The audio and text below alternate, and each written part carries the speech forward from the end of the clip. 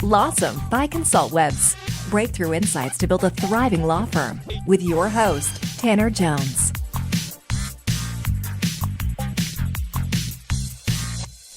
Hello, all you LAWsome listeners. Today on the show, I'm excited to be talking with Elise Holtzman, the CEO of The Lawyer's Edge, a former practicing lawyer and a professional coach and trainer.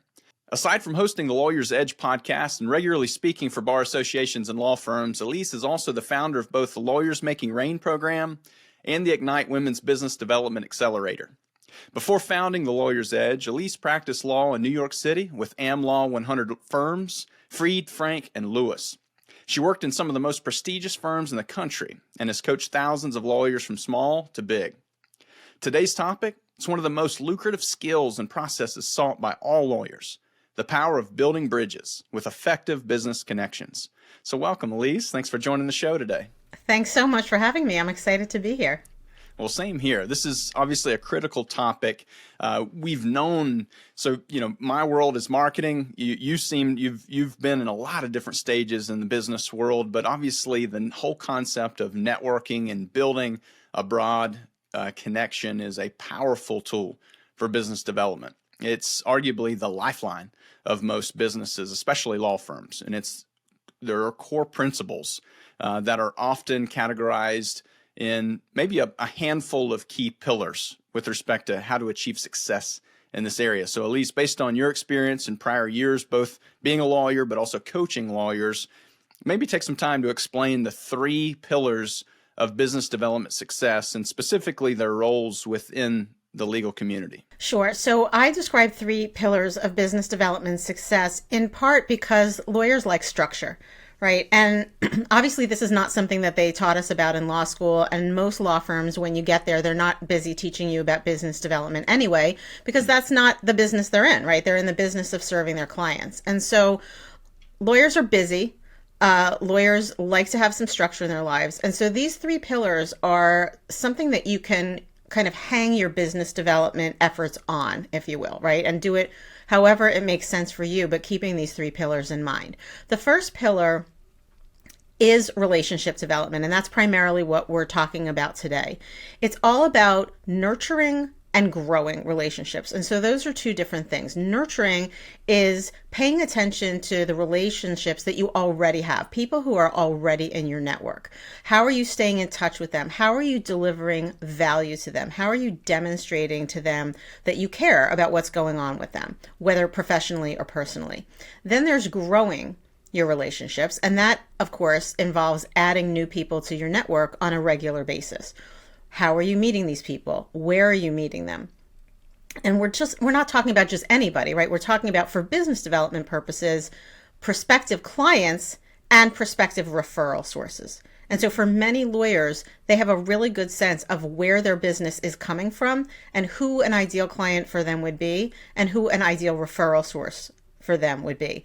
So the key is knowing those things. If you don't, kind of go back and look through your past history, figure out who your ideal client is. It doesn't mean all your clients are going to be ideal clients, right? We know that, but have a sense of who those people are, and then make an effort to nurture those relationships that you already have and grow your network with new ones. The second pillar of business development is becoming a visible expert. And what I mean by that is letting the community of people that we just talked about, prospective clients and referral sources, see you, right? So if you're the best lawyer in the world and you're toiling away in your office and nobody knows about you, you're not going to get the clients. Let's say I'm down the street, I'm your competitor. I'm actually not quite as good as you are at lawyering, but I'm out there speaking on panels and writing articles and delivering value to the community. I'm the one who's going to get the calls because nobody even knows that you exist, even though you're a better lawyer than I am. Right. So the second pillar, again, is becoming a visible expert. The third pillar is what I like to call the 3 T's of leadership growth. And those are thoughts, time, and team. So the thoughts are really the mindset of business development. If you just think to yourself, well, if I do good work, the clients will show up, right? If I build it, they will come, from that Kevin Costner movie. You're going to run into some trouble because that's, unfortunately, I'd love it to work that way, but that's not how it works. Or if you think to yourself, why would somebody hire me?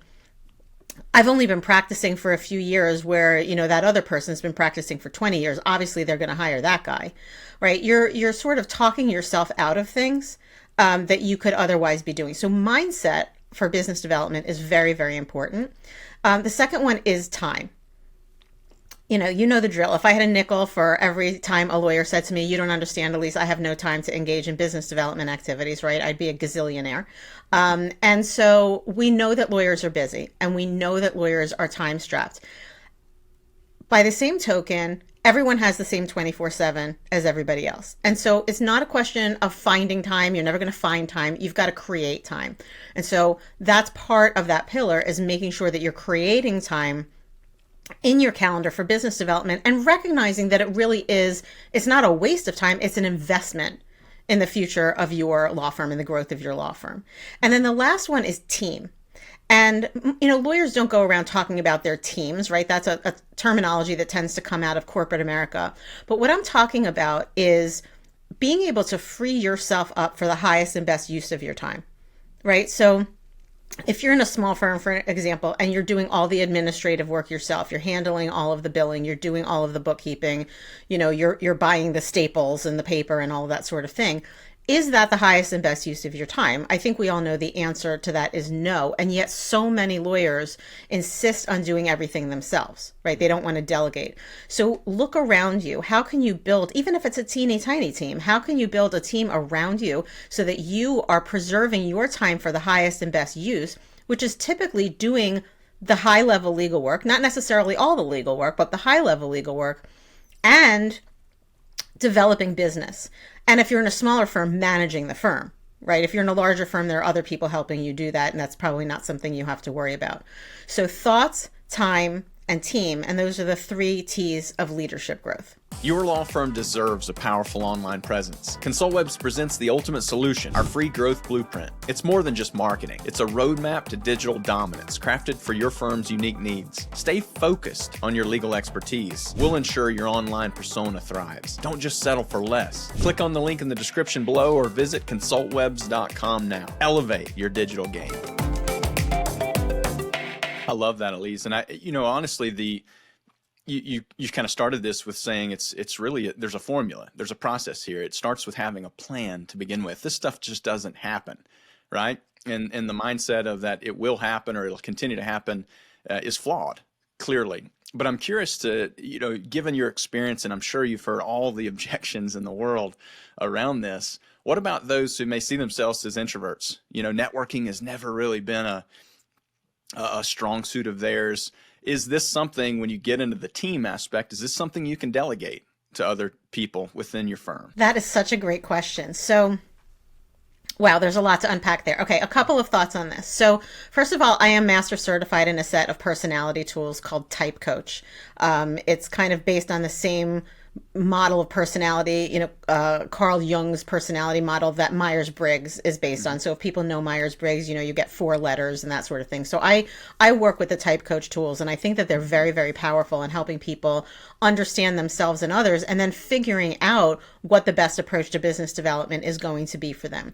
So introversion, as we describe it in society, is not necessarily how these tools describe it. Introversion is not about being shy, but it is about energy, right? How do you get energized? And many introverts will tell you they get de-energized, like the life gets sucked out of them if they go into big networking events and, that sort of thing. It's just not, they can have fun, but it just sucks the energy out of them. And so a lot of people will shy away from it, and they'll say, well, I hate big networking events, so I can't really go do that. So as you say, excuse me, Tanner, I'm going to get somebody else to do that. But here's the thing. People hire lawyers, right? They don't typically hire law firms, and they want to know that the person that they're going to be working with not only is competent and is a good attorney, but actually gives a darn about what's going on with them. They want to feel that the attorney has some bedside manner, if you will, the same way we'd like that from all of our doctors. And so I think that the answer is you can delegate marketing. And I think we'll talk a little bit about the difference between business development and marketing at some point, but you can delegate marketing, right? Things like working on the website or making sure things get posted on LinkedIn or Facebook, or, sending things out in the community or doing sponsorships or whatever it may be, down to, having your name on a bus bench or the back of a little leaguer's, shirt. The business development, though, is about those relationships. And so what I always say to people who describe themselves as introverts is, you can do this, and you're just going to do it in a way that's best for you. So as an example, I actually just published a newsletter the other day on LinkedIn about this. There are ways for you to engage your network and nurture your network and grow your network without ever having to walk into a big ballroom and do that sort of icky, uncomfortable networking, right? You can do one-on-ones. So when you meet people, introverts love one-on-ones, right? They don't have to deal with that whole big crowd. They get to really know one individual person. And so you can volunteer for a trade organization or an organization that you care about that's doing really great work.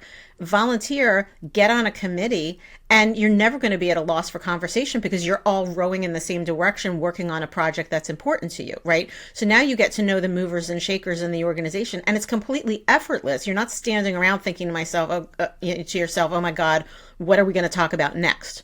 Right? Like, I've talked about the weather and I've talked about the bad commute and now I have nothing else to talk about. No, it's really easy because you're all talking about the same topic. So I would say to introverts, don't outsource the relationship development, outsource the other stuff that isn't touching individuals. Be yourself and find the activities to do that do energize you, right? That do make you feel like, wow, I can totally do this. And I will say a last thing about this introversion concept is most lawyers are actually introverts. So research has been done that shows that most lawyers are actually introverts. And there are so many introverted lawyers out there who have tremendous books of business. And they simply develop relationships in a way that makes sense for who they are and what they enjoy doing and what energizes them. Yeah, that's so good. And I've seen that personally, just in my own experience with lawyers who they very well may not consider themselves the strongest networker in the room, but where they do shine is their ability to follow a regimented plan and be intentional with that. And I think that goes so far and beyond having a world-class personality that's the star of the room. You can be just as effective, if not more effective, just by being diligent and following that. But that kind of leads in, we've talked about relationship building, and obviously there's huge power in doing this, but you talked about essentially two camps here. One, the nurturing of your existing database, if you will, being prior clients, referral partners, etc. But then on the aspect of building new. And do you see synergies in the two, or do you think from your experience, is there a clear strategy with one and a clear different strategy with the other? Can you speak to that? I don't really think that they're separate, right? Because when you go out into the world, there are going to be times where let's say you do get into a room with a bunch of people. Some of the people are going to be people you know. Some of the people are going to be people who are new. Sure. And so I think this all happens at the same time. I don't think that they're two different strategies. I do think you talked about a plan.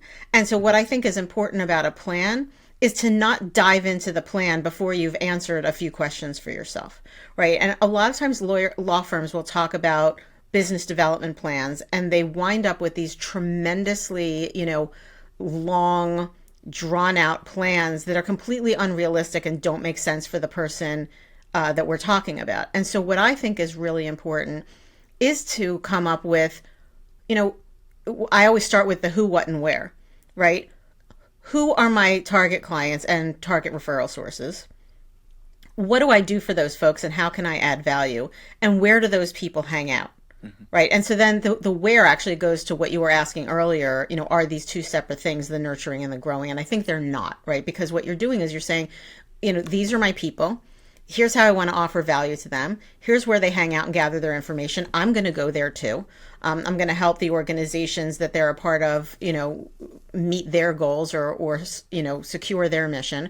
I'm also going to deliver as much value as I can with that visible expertise, perhaps by writing an article or sitting on a panel or delivering a keynote or being on a podcast or whatever it may be.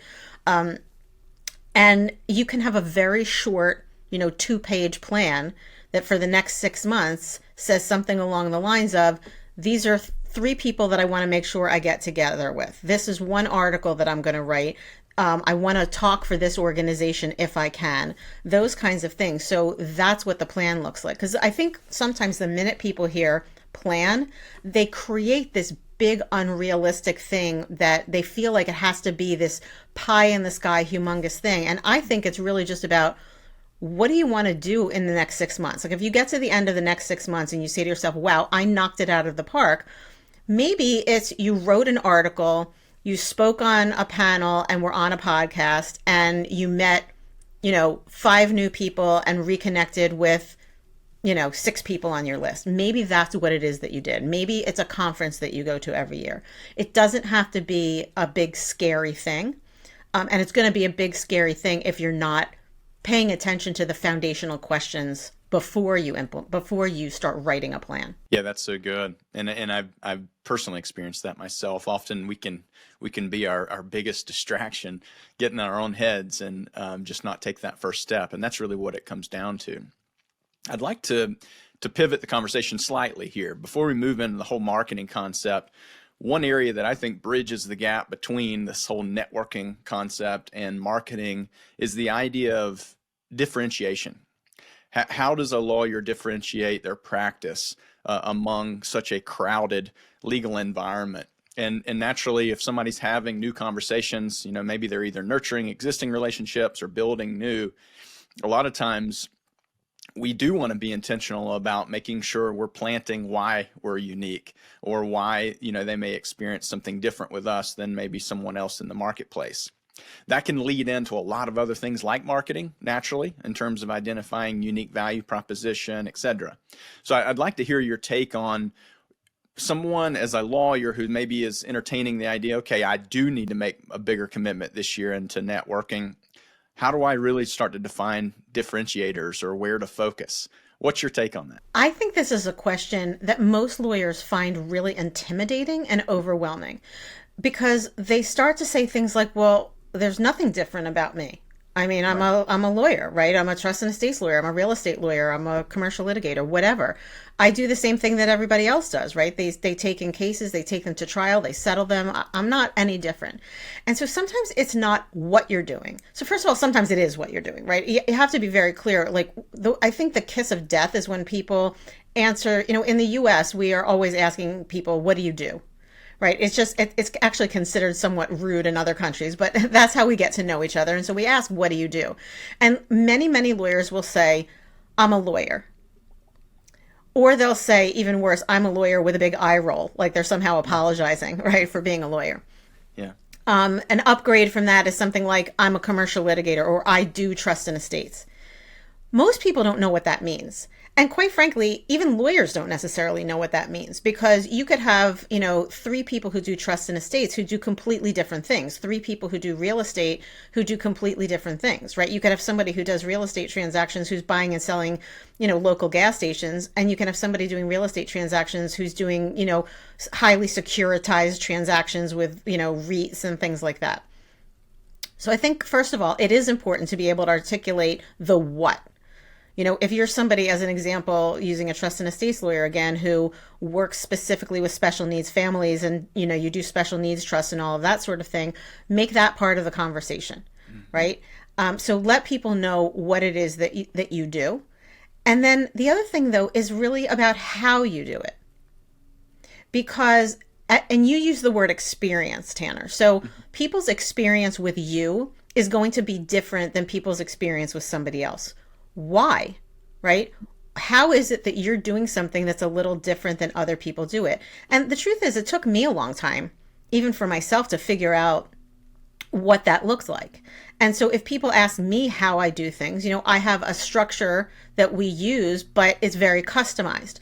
I also tend to have a sense of humor with my clients. Like, we joke around a lot, right? We get to know each other and we joke around. I'm also super practical. Right. So the feelings and all of that are really important, but I'm going to help drive a practical response. It's not going to be just sitting around bemoaning what's not working or what could be. And so those are the kinds of things that make you different from other people. And when you can articulate that, they're gonna walk away with a sense of who you are. The other thing is, I think that you can, I talk about your compelling message. It's like your elevator speech. I just hate all of this terminology because it just sounds so, rigid and weird. But when you're talking about what you do and who it is that you're serving, I think it's okay to add something onto that. It may be an analogy. Like, let's say, I'm just using an example that I can think of off the top of my head, like a forensic accountant, for example, might say something like, I'm like the private investigator of accountants, right? Because that explains what a forensic accountant is. Or you could just express enthusiasm, like, I love what I do. I love what I do so much that it's like I'm not even working. Who doesn't want to work with someone who's enthusiastic about what they do? Right. So whatever little thing you can add in, it doesn't have to be, a dissertation on what makes you different. It's just what their experience is of you when they walk away. What are they saying to their colleague or to their spouse? Like, wow, I just met Tanner. He blank. What do you want that fill in the blank to be? And then figure out how to get that message across to people. Yeah, that's such practical advice, and I absolutely love it for our listeners, because this is definitely an area where a lot of lawyers will they're hesitant to define this, and I think there are a number of reasons behind it. I'm sure you have some thoughts behind that too, but I think a big part of it is a lot of lawyers, especially when you're growing your book of business, you don't want to turn business away by something you stated or parameters you set up. And I've heard it said before, if you're attempting to talk to the entire room, you were talking to no one individually. Exactly. And that's really hung with me in terms of that's why unique value proposition and differentiators are critical. So everything you've spoken to, I would encourage listeners, take action here. Build a plan. It can be simple, but it can be practical. The biggest thing is be intentional about identifying who you are, who you serve, just as Elise has suggested, and it will serve you well. I'm confident. Tanner, can I just add something about the concept of leaving business on the table if you're too specific? I hear this all the time, and it's totally understandable that people would feel this way because nobody has taught them otherwise, right? As we said, nobody taught us this stuff. So here's what I would say to this. If you need heart surgery, do you want to go to your internist? No. Do you want to go to a general practice surgeon? No. You want to go to a cardiothoracic surgeon, and not just any cardiothoracic surgeon, but the surgeon who has done your particular surgery over and over and over again. People are looking for experts, right? Gone are the days where, for in most cases, unless you're in very, very rural America, I would say, or Canada, or wherever your listeners are, most people want specialists. So if you're in a rural area, maybe somebody's doing everything because that's kind of what walks in the door and what the community needs. But for everybody else, people do want to know that you work in a specific area. And just to use me as an example, my business is called The Lawyer's Edge. I'm a coach. Could I coach anybody? Yes. I mean, I have coached people who are not lawyers. But the fact of the matter is, I literally bathe in this community. This is what I do. These are the people I know. I know their education. I know the challenges that they run up against. And so there may be other coaches out there who are just as good as I am. Maybe they're better than I am, right? Because I don't claim to know everything. But people come to me in part because they say, oh, she really knows our industry. And so I have narrowed myself, and people will say, well, you could work with accountants, you could work with doctors. I could, but I get to go out into the community and say, I do this thing, and these are the people I do it for, and I absolutely love it, and I understand your world, and that's very attractive to people. So what I find is you actually get more business, not less, when you're willing to put your stake in the ground and articulate what it is you do and for whom. Mm-hmm. Yeah, it's a leap of faith in some instances, but that is so it's true. It's scary. I get it. It's scary. But then I would ask you the question, when you say, well, I'm going to leave business on the table, where's all that business? Mm-hmm. Are you so busy that you can't handle any more business? Like, you're not getting that other business. Right. So, that it's you're saying, oh, well, I might lose that business, but what's the reality right now? So let's narrow and focus. And as you said before, just keep hitting it. Be consistent, consistent, consistent. Well, and I think that topic itself is a good segue into overall marketing, primarily because you kind of alluded to this. Rewind 2 decades, 30 years ago, you could hang a shingle, be a general practice lawyer, and service the entire community on virtually any legal need they had, and to some degree, and especially in the rural parts, like you mentioned, you may be the only option. So you're you're in a really good position there to service those individuals. Well, fast forward to today, even fast forward to 10 years ago, when the internet has come along, and now individuals have the ability to go on their phone or go on their desktop and look for that specialty option, just as you're alluding to. That has dramatically changed the legal environment as a whole. And I believe today we're seeing more, we'll call it quote unquote specialization, happening in the legal profession, where firms are niching down. They're seeing the value of it. And I believe that's a game changer for those who are willing to take that leap of faith, like we're alluding to. But let's get your feedback on this. Obviously there are attorneys now leveraging digital advertising, and they're growing their book of business through that. And we also recognize that virtually every potential client out there has access to the internet, and they're using the internet to do that research and to find that specialty lawyer. So knowing that, how can lawyers today be more strategic and take advantage of the environment that we're in when it comes to the aspect of online presence? What's your take there? I think it goes back to something we were talking about earlier, which is essentially serving your prospective clients and referral sources, offering them value. And so maybe that is having a few things on your website that people can consume and learn something about, whether it's an ebook or a special report or a video or something like that. I think that that's really important, because then they can kind of start to understand what it is that you deliver. When you're online, and for many attorneys, the best place for them is LinkedIn, especially those who are in B2B practices. If you're in a B2C practice, if you're serving individual consumers, Facebook is probably still a great place to be. And, some lawyers are on Instagram now. Wherever you are, it's not about you. It's all about your clients. What's keeping them up at night? What are they worried about? And answering those questions. So I'll just give you an example. I started to talk about this before. I started a newsletter on LinkedIn, and I think to myself, what are the things that the lawyers who are reading this are worried about?